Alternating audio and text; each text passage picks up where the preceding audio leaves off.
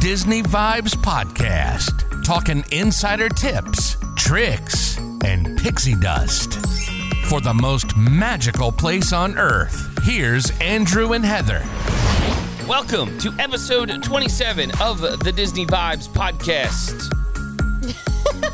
I'm waiting for your comment, your witty comment. Nothing. No. I'm Andrew. And I'm Heather. Are you sure? Today I am, yes. Oh, today. So tomorrow you may be like Moana? Yeah. Yeah. I'll let it go. Oh, that's wrong movie. I'm not wrong saying it movie. wasn't the right one. Disney Vibes brought to you by Magical Destinations Travel. You like us, our content, our show, my wife, whichever. Show your support by booking your next Disney World, Disneyland, Disney Cruise, Adventures by Disney, which don't start raising your hand. I thought you were going to raise your hand. Not yet. Adventures by Disney, Alani, Universal, and even other cruise lines. BookMDTravel.com. It costs you nothing. Zero. Nada. And as always, please, you can download and subscribe to the Disney Vibes Podcast, wherever you get your podcasts from. We're also on YouTube, just audio only right now. We are getting closer and closer to video, which my lovely co-host here is like, I'm not ready. It's okay. If you like the content, help us out. Provide that feedback and a rating as well. Greatly appreciate your support. It's been a couple weeks. It's been a grind. We'll put it that way. Lots of stuff going on. Personal life stuff. Kids involved in sports, all-stars, baseball, softball. Wrapping up the end of the school year. We've had clients in Disney, so we have not had the opportunity to sit down and actually record. And then, the thing that Heather is a little nervous about when we go video is I'm like, wow, I have less editing to do. And she's like, I can't. I was like, yeah, exactly. I can't do that. Your ums, your ahs, and all that stuff has to kind of disappear. Fine. You're good. I'll deal. You'll deal. All right. Anyway, you have a joke. I do have a joke. Am I going to laugh? If I could say it the right way, yeah, you will. You mean you can't pronounce it? No, I don't know. You'll see what I mean. Oh, boy. Okay. Okay, Hit ready? Me. All right. Hit me. What do you say to Simba when he's moving too slowly? I don't know. I'm thinking what Timon would say. Okay. Mufasa. Okay, that's a good one. Mufasa. I legit giggled. I was like, I don't know if I'm going to be able to get it out right. But Mufasa. Mufasa. I like that. That is probably, I think, my favorite to date. I got a tear from that one. That is good. That one's good. Mufasa. Now that was really good. I'm gonna say. All right. Glad. Anyway. Yay. All right. Would you rather have a genie like Aladdin? I feel like this is always a wish. No. Okay. We did that last time. It was genie and fairy godmother. However, genie like Aladdin, or have your own power like the Incredibles. Oh, but this is as you slam your drink down very loud on the table. Sorry, folks, I'm not editing that out. Sorry. Well, I'm gonna have my own power. I want to be like Thor. Thor, look, just because of Love and Thunder coming in theaters, you're just promoting it. And he's just the best superhero ever. But he's so handsome. Yeah, okay. Just had to go there. I need a Mufasa out of the way, obviously. I was gonna say, I know other people out there can relate, so just saying. Alrighty. Lots of news came out. I don't know if we're ever, not ever, but if we're going to be able to get to a episode focus. We've been doing well with those lately, but because of just the grind that we've had 24/7 recently, things have not been up to speed, so to speak, of us being able to get all this news out to you as quickly as possible. So the first thing is fireworks, and it's fitting, today being the 4th of July. Yeah. There are additional show times, temporary, for Disney's Enchantment. So the actual press release is Disney's Enchantment will be presented twice nightly, starting July 14th through the 24th. During this time, the Nighttime Spectacular will be presented at both 9:20 and 11 o'clock in the Magic Kingdom. You're about to raise your hand. I can see it. Outside of this limited time window, the show will go back to once nightly. So if you are attending starting July 14th through the 24th, you can hit both shows, which could, I'm telling you right now, so I don't think they're doing the projection show twice, right? So I would hit the rides up as long as possible and then hit the 11 o'clock showing if you are attending between those dates. There you go. Now you raised your hand. Go ahead. Well, no, I'm trying to go back. Did they always have 2 shows before COVID though? No. No, it's just temporary. There were times when we were there, though. Well, it's probably temporary. They just wanted to, Well, it's to ease crowds. Let's be honest. That's what they're trying to do. They're trying to ease the crowds and the transportation starting, which I don't understand the July 14th component. I'm like, why would you not start it on July 4th, right? It's just 10 days there, too. Yeah, so, again, just trying to alleviate the crowds for now. That's all. Interesting. Okay. So, all right, moving right along. Excited. Disney Wish has officially been launched for Disney Cruise Line. We had the opportunity to check out the debut of the Disney Wish within the last week or so, and they christened the latest Disney Cruise Line ship. It looks phenomenal. The experiences, the attention to detail.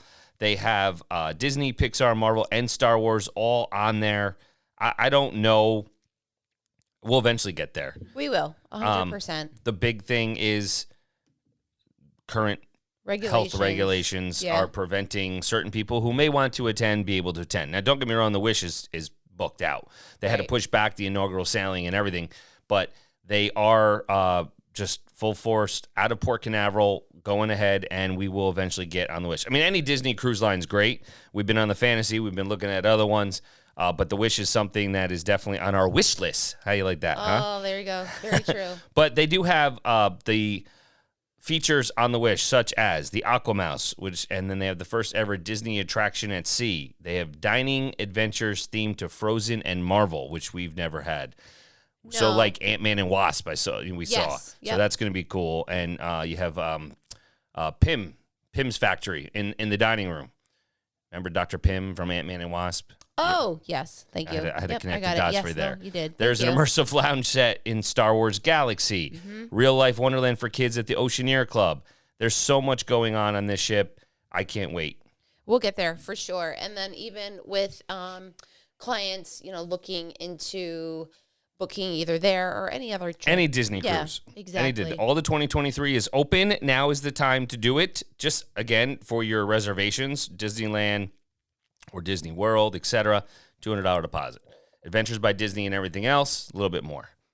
We'll have to go and make a separate episode about our Disney cruise fiasco-ish that turned into magical. It doesn't need to be a fiasco, but yeah, it's magical, exactly. All right, moving right along with Here's What's Happening. Star Wars meet and greets are coming to Genie Plus. So Walt Disney World announced that the 2 additions will be made to the Genie Plus lineup at Hollywood Studios, as the Star Wars Launch Bay meet and greets will now have lightning lanes once that venue reopens.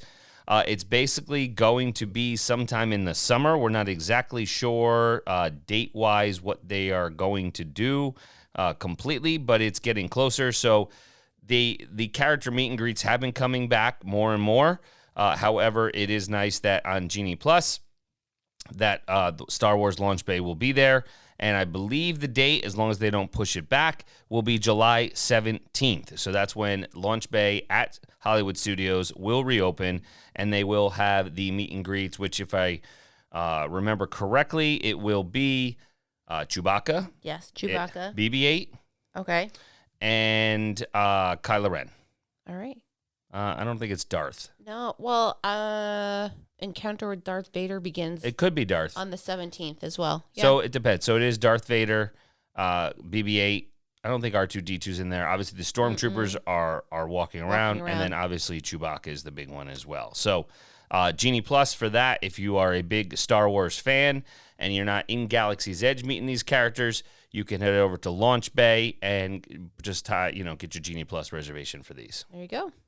Okay, we are 10 days away from the Epcot International Food and Wine Festival presented by Corksicle. It starts July 14th. Oh, go ahead, round of applause. I know, it's so exciting. I saw the menu. Oh, my goodness. It is the favorite time of the year for foodies and wine enthusiasts alike because it's almost here, and it starts July 14th, runs through November 19th. I'm really a big fan that Disney has really pushed out the length of their celebrations for food and wine. We were never able to experience it due to other commitments. It always started like in September, and I think it's a big hit. Obviously, it's presented by Corksicle again, and they'll have the 25 global marketplaces. There'll be cuisine from all over. They have the Eat to the Beat concert series.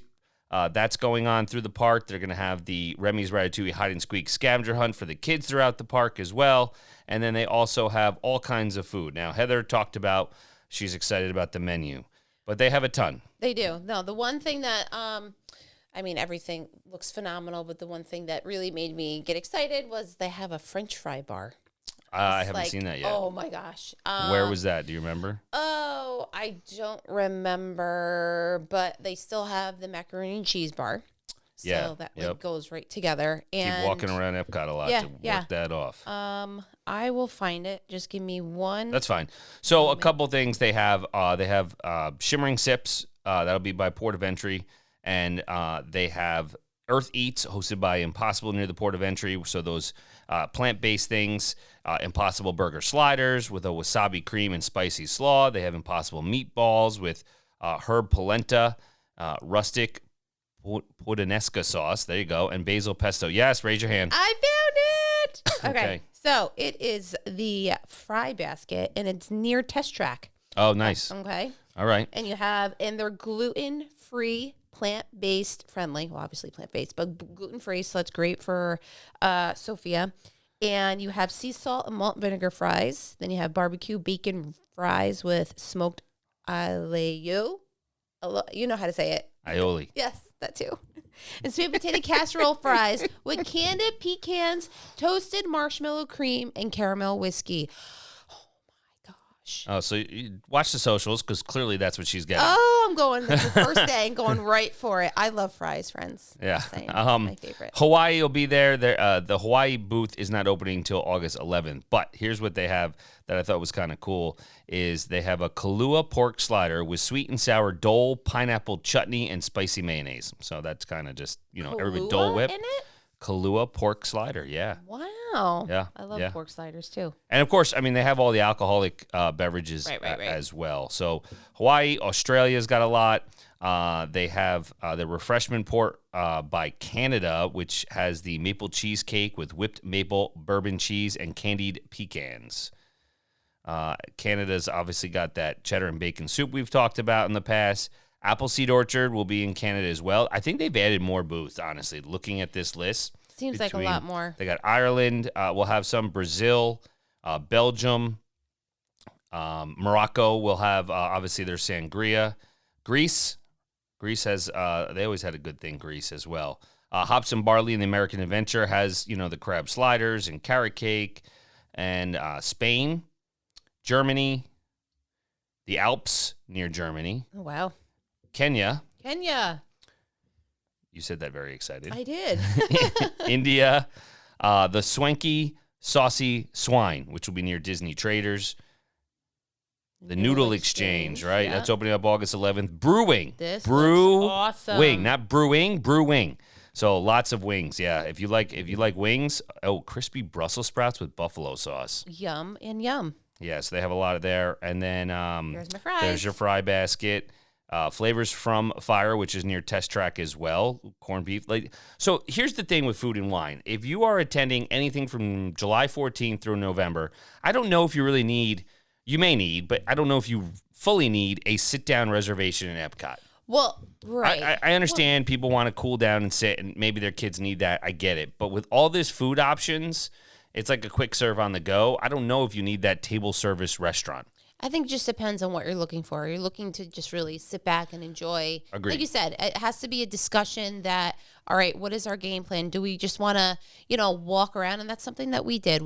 When we felt like we maybe had a sit-down lunch somewhere else or throughout the park, I don't know, a different park, we would say, all right, you know what? For dinner, we're just going to go to Epcot and just, That's the key why we say get park hoppers, because specifically at this time, even with the Garden Festival that's wrapping up now, if you have a park hopper, you can always go to Epcot, which is the second biggest park acreage-wise. Right. And it will not feel as crowded. The crowds are separated, and they always have fireworks at night. Harmonious is always going on that night. So you can really pick and choose food-wise, depending upon how we've said, if you're packing snacks, having things shipped there, whichever, through Amazon warehouse or Walmart to your hotel, and you bring them in, you'll have enough just to pick on at Epcot if you don't want the same food. I get it. We go to Magic Kingdom.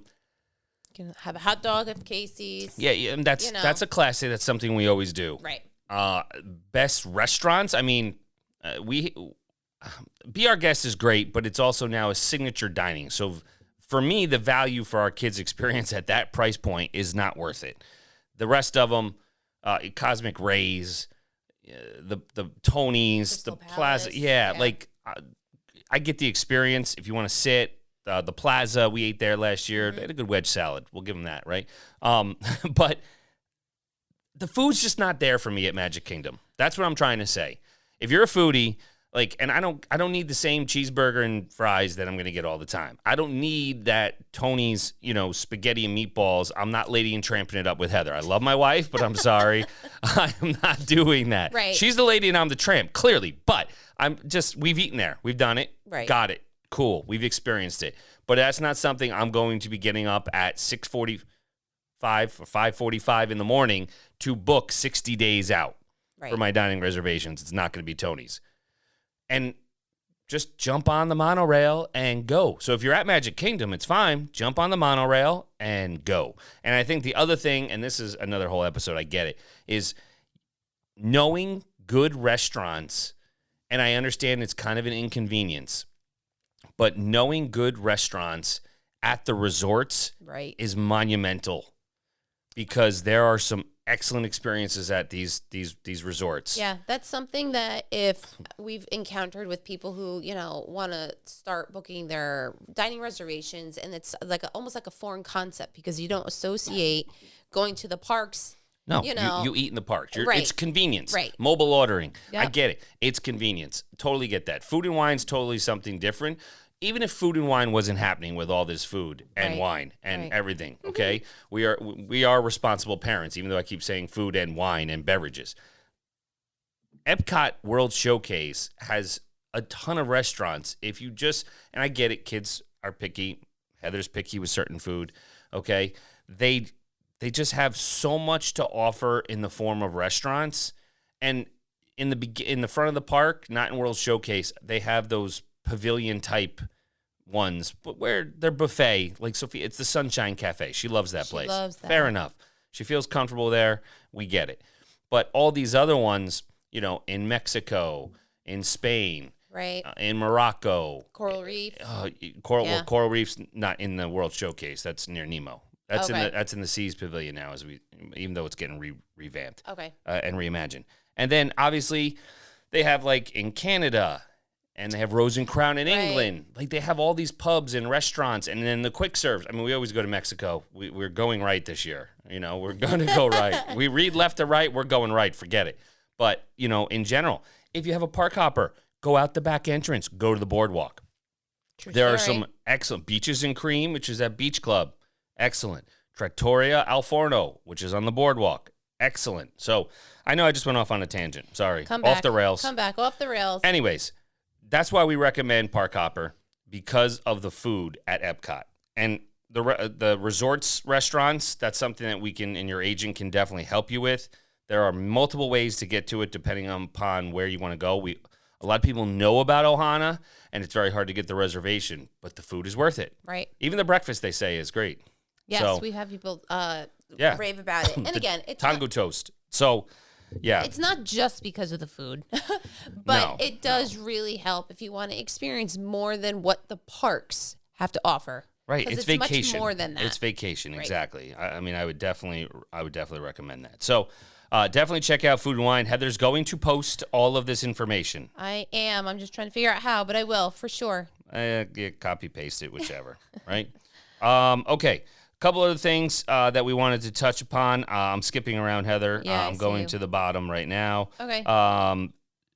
The first thing is we had talked about transportation modes, and obviously this did not link correctly. What I want to say is the high-speed train, as of now, has been put on hold for Walt Disney World. So basically the premise was they were going to have a high-speed train that would transport you from Orlando International Airport to Disney Springs, and then you could get your bus to your resort from there. Oh, kind of like a double thing. You got to do it twice, right? You got to get off the train and then go to your resort, via bus. Sure. They have right now that's been put on hold and it's canceled. Either or. I think right now it's canceled, but who knows? They could always bring it back. Sure. But so transportation, again, You can Uber, you can use Lyft, you can use Mears Connect, which we've had one client said it was great. They just got back. Yes. No problems whatsoever. It was pretty quick. So that is definitely an option, round trip. Again, price things out. We can't, as your agent, can't book your Lyft and Uber for you because that's like on the app when you get there. Correct. Those drivers are there. Mears Connect, we have the travel agency account set up with them. You can absolutely use Mears Connect if you want to set it and forget it for drop off and pick up for return home, which we don't want to talk about because that's a sad time. It's true. But I guess you could say that Mears is very close. Well, the closest thing to the Magical Express. It's the same drivers. Yeah, it's just it really different is. busing. Yeah, so again, depending upon what you're looking for, that's what it is. But they have definitely canceled the Brightline train station, and we'll see what's going to come out of it from now. But for now, it's canceled. Things can come back. Who knows? All right. We had talked about Harmony Barbershop reopening. Bibbidi Boppidi Boutique, I believe, has a date now. It does. For reopening. You have that open? I don't, but I want to say it's late. It's late August 25th. Yep. The Magic Makeovers are back. Back. The proclamation was found in Fantasyland, announcing a very special return. Bibbidi Boppidi Boutique will welcome those young guests once again for royal head-to-toe transformations at both Magic Kingdom Park at Walt Disney World Resort and Disneyland Park at Disneyland Resort starting August 25th. So, the cast member, Fairy Godmother's apprentices, will transform guests ages 3 to 12 into some of their favorite Disney characters, all different packages, hairstyling, makeup, costumes, and accessories. And in addition, the reopening ushers in even more options to choose from, including a new hair accessory especially designed for textured hair and new costumes featuring some of Disney's newest heroes and heroines coming later this year. I think that this is definitely an experience that you have to do, like once in a lifetime type deal. If you have a girl, correct. Or no, they could do it with Well, they princes. do boys. They do the Yeah, princes. You're they right. do the Sorry. princes.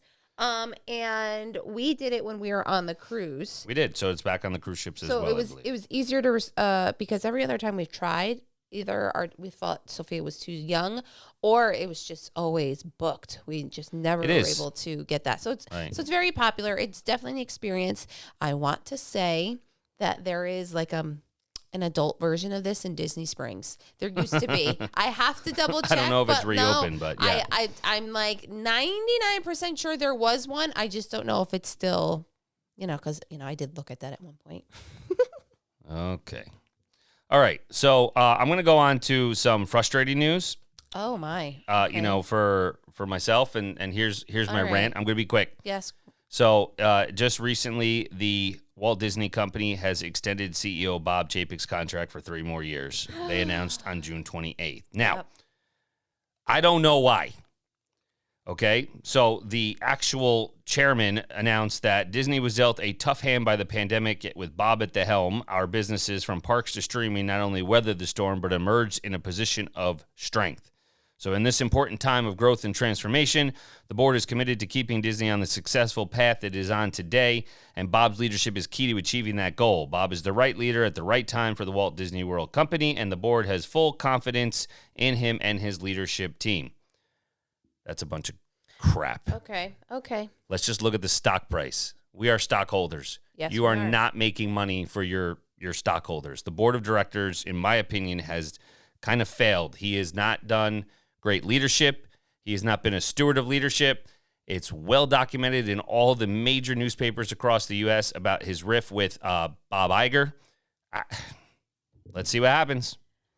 It was a falling out with them. Bob Iger, Michael Eisner, all those guys really put Disney on the map to where it was. A year ago now, the stock was soaring almost $200 a share. It's now under $100 a share. You have lost half of your value for your stockholders in the last year. Yeah, they're making money. I get it. Right? They're making money. The stock's not doing well. Streaming's doing well. We know that. The movies are coming out. They're doing well. Lightyear's been a hit. Mm-hmm. Genie Plus. Everybody's buying it. Yeah, they are. Right? Yeah. So the 50th anniversary, everything's there. But he has not been a good face for Walt Disney, for the Disney company, the Walt Disney Company. I just don't think he has been. For what they stand for, the Disney treatment, he needs to become more polished. Maybe he'll get better, but I have no words for it, honestly, only because I'm not qualified to like say as if you have an opinion. I can run, well, no, I'm not saying you're going to run the company tomorrow. Well, no, but I don't know. The only things that I've seen is that he's dealt with first in a lifetime experiences, events that. But yeah, yes. However, everything that's happened under his watch, right? Pandemic aside, that's not his fault. No. Totally agree with that. Not even more than that. The controversies, the riff with Bob Iger, who was loved, right? Who was the former CEO and executive chairman, right? Mm-hmm. Tons of tension between them, right? Then you had the bombshell Black Widow lawsuit filed by Scarlett Johansson, right? Because of the way they were doing it, not conferring with her, and it was an embarrassment for the company, right? Now you have the Reedy Creek Improvement District, and he's going into high politics with the "Don't Say Gay" thing and this and that, and now they're dismantling that, Walt Disney World's Reedy Creek Improvement District as of now. Now things are going to be tied up in court, for years. I get that. I understand that, but they also ended Disney's Magical Express. We now have the Park Pass reservation system. Maybe that's needed because of the pandemic, fine. Construction delays. The 50th anniversary, right? We're going to see price increases. There's a ton of other things that's going on. And I think they can do better. That's how we're going to end it. I think he needs to do better. I mean, for 3 years, that's a long time, right? I mean, a vote of confidence there. But I think he can do better. So that being said, that's what I'm going to say. Okay. We're going to end on a great note, though. And I'm excited. And we kind of knew it was halfway to Christmas recently, in Disney World. Mm-hmm. And Walt Disney World Resort has announced the return of Mickey's Very Merry Christmas Party and more holiday favorites during their halfway to holidays. Hey, now. So just like Not So Scary Halloween Party has come back, now Mickey's Very Merry Christmas Party has come back. So, believe it or not, it does take 12 full months to prepare for the holiday season at Walt Disney World Resort. I don't know, they transform the parks overnight, so they really need like 2 hours. But 12 months, we're going to say. So, as the year cycles through, the springtime, the summer, and then the autumn, those cast members are always, behind the scenes, the Imagineers. They're busy planning for the most wonderful time of the year at the most magical place on earth. So, in celebration of that, here's what's coming back with the return of Mickey's Very Merry Christmas Party at Magic Kingdom Park. You want to speak? Oh, my goodness. There are a lot.